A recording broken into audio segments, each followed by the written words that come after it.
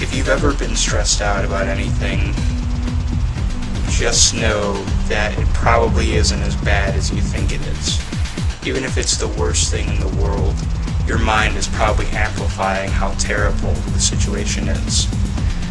I'm saying this because I've been through this enough times for me to see that, perhaps the mind really does make things worse. It's like a microphone to the situation, So,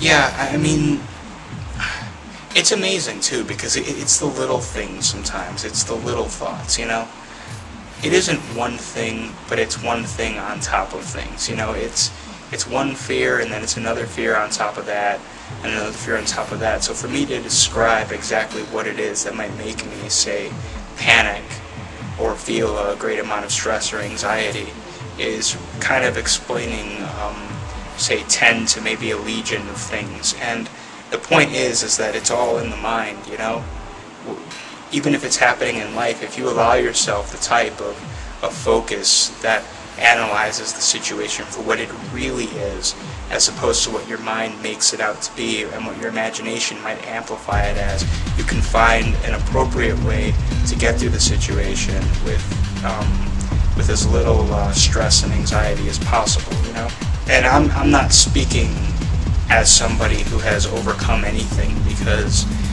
these things are still an issue in my life, but I suppose I'm just talking to you about the slightest victories I've had in the battles that is the war against anxiety and stress. But maybe that's the thing also. I mean, I find that it isn't really necessarily a war either.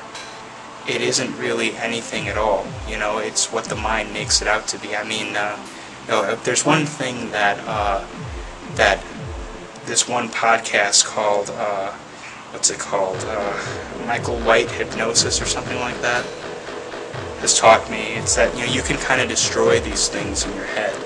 You can take your fears, you can take your anxieties, you can take the person who pissed you off a long time ago, and you can imagine that person as long as it's in the mind, and you can destroy it in the mind so that it ceases to be in the mind, which is where the conflict is arising.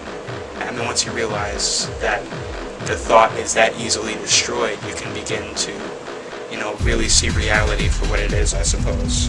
I'm not an expert on that matter, so yeah, forgive me if I got anything wrong.